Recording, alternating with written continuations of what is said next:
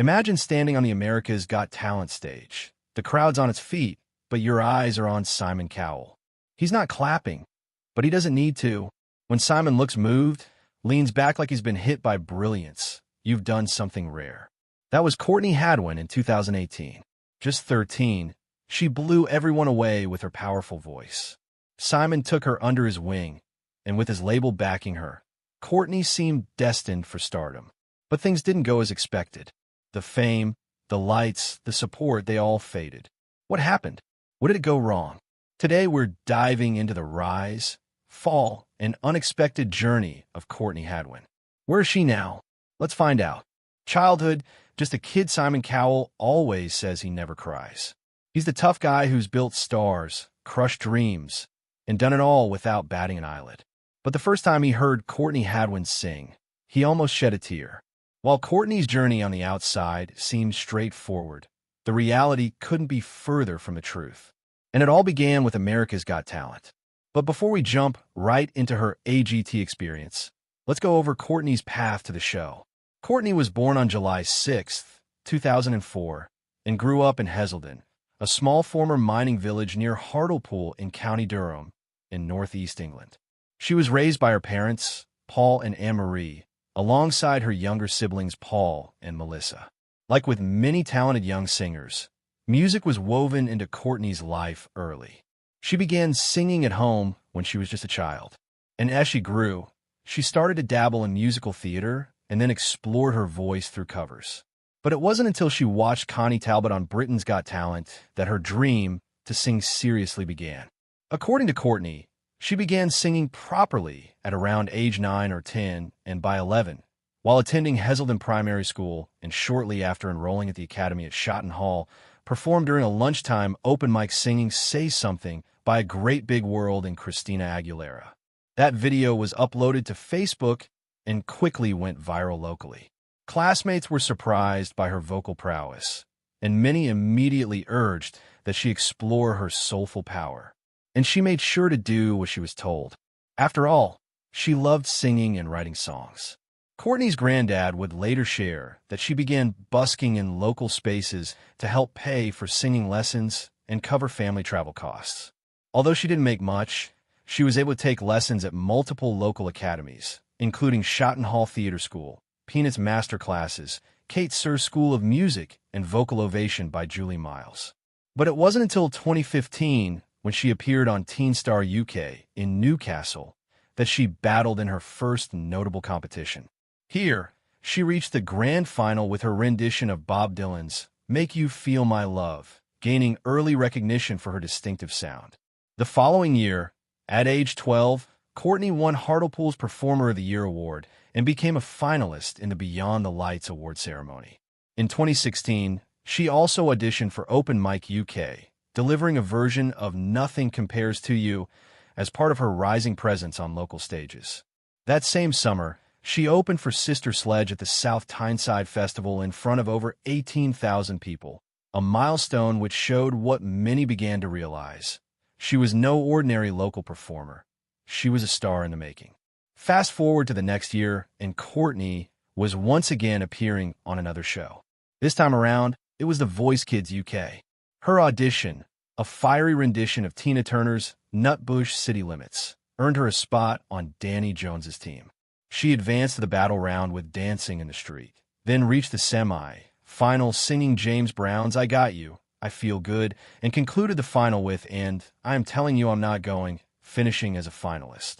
Across these early years, Courtney developed a reputation for her relentless work ethic. She practiced vocal exercises daily, starting lessons as early as age 11 and maintaining them through her teens. These foundational years, rooted in her small village origins and bolstered by open mic nights, competitions, and live performances across Northern England, shaped not only her performance style, but also her resolve to succeed.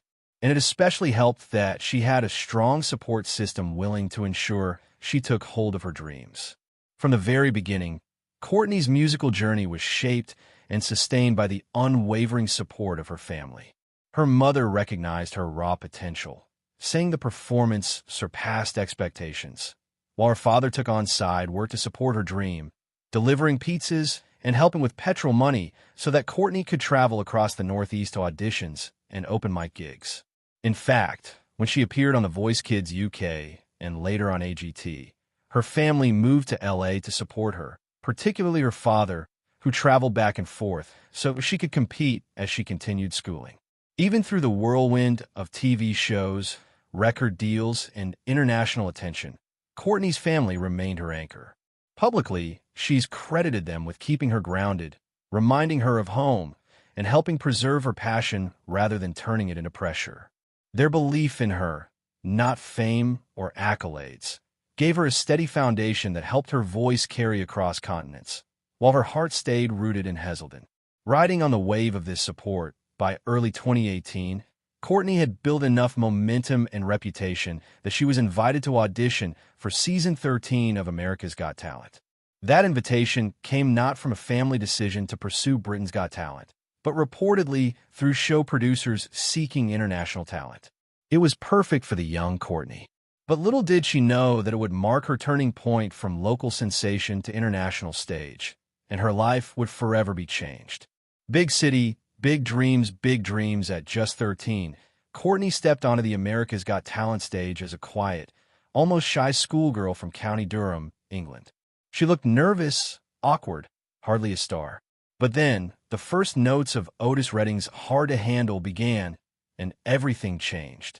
Her voice was one of a kind, raspy, powerful, older than her years. And as it exploded through the studio, gone was the awkward schoolgirl who had walked through the curtains. In her place was a new Courtney. Wild energy, gritty vocals, full control. Even the audience couldn't keep calm. The big question on all their minds was how a girl this young could possess such a powerful voice. Not even Simon could resist the pull. And as he sat rigid, stunned into silence, his signature poker face cracked, and from his mouth tumbled the words nobody forgot. "You were this shy little thing when you came out. You sing, and you're like a lion." Howie Mandel was the first to react, hitting the golden buzzer and sending Courtney through to the live shows. Then he declared that her voice belonged to a whole different era, and it even reminded him of Janis Joplin, one of the greatest blues rock vocalists of all time. But Howie wasn't the only one who saw her brilliance. Within hours, her audition video went viral, and by the time Tyra Banks introduced her later on the show, the video had been viewed over 310 million times. Insane, isn't it? By the time the quarterfinals aired, fans around the world were already calling her a generational talent, or even a phenomenon. Singers like her come once in a generation, and ours was lucky to have Courtney. She advanced to the quarterfinals and then to the semifinals, each time delivering electric performances that blurred the line between child and old soul performer. By the finals, she had a worldwide fan base, but in the end, the crown wasn't hers to take home. She placed 6th overall, a result that genuinely surprised many. Still, AGT was her breakthrough. It introduced her to an American audience and gave her a global platform. She later returned to compete on AGT, the champions in 2019, but by then, her trajectory had already shifted. Although it wasn't his golden buzzer that shot her through to the live shows, Simon had something more exciting up his sleeve. Shortly after the 2018 live shows ended, he signed her to his label, Psycho Music, in partnership with Arista. And just like that, 13-year-old Courtney was on her way to becoming a music star. But navigating fame and fortune is easier said than done. And for a 13-year-old, the pressure of the industry soon became too hot to handle. Everyone wanted a piece navigating fame. It was mid-2018, shortly after Courtney walked off that AGT stage under a hail of confetti. The world already had her in its gaze, but the industry wanted more than just a viral moment. They wanted a star. Instant fame followed pretty quickly. Her audition played on talk shows and streamed across news segments around the globe. Headlines called her the next Janis Joplin, the British soul sensation, or even the 13-year-old who sang like a legend. Overnight, she became a household name in America and a fast-rising curiosity back in the UK. Then December rolled around, and with it came the deal that changed Courtney's life. At just 14 years old, Courtney signed a long-term recording and publishing contract with Psycho Music in partnership with Arista Records. In interviews surrounding the announcement, she shared that she felt amazing to be joining the company. Most excited to do original songs and stay true to herself and the music she liked.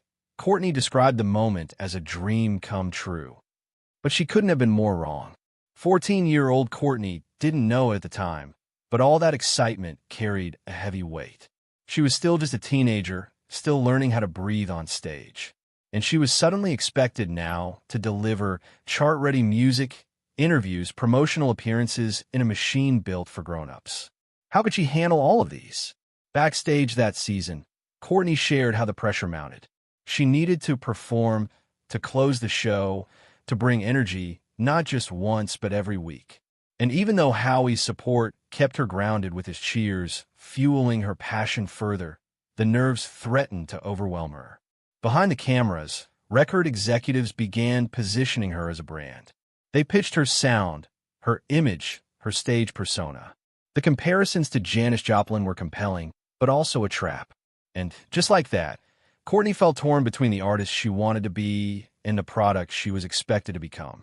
At 14, she entered studio sessions with songwriting teams, producers, and industry managers, all steering her toward a polished pop-soul crossover. Courtney, however, was still finding her voice, literally and artistically. She later described feeling that people around me were telling me what I should sound like and who I should be, and how she lost control of her path as her early teens passed by while she was in studios.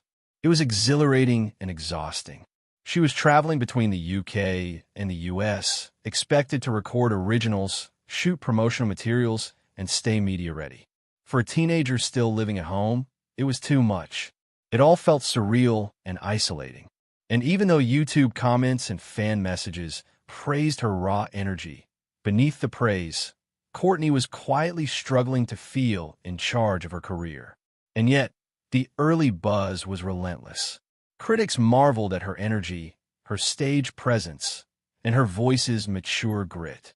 Producers labeled her a force of nature. Rolling Stone-style write-ups praised that she came in like a storm. Still, in private moments, she admitted to feeling like a character being directed, even when performing original songs. She described dozens of writing sessions where she had to bend to themes or sounds she didn't fully believe in. Pretty soon, she found herself asking, "Is this me? Or is this what they want me to be?" Fame had arrived fast, and it felt heavy. The world saw a star in the making, but Courtney felt like a teenage girl caught between her own emotions and the pressure of endless expectations. It was that tension that set the stage for what came next. Too much too soon, too much too soon. Fame is great. It's wonderful even.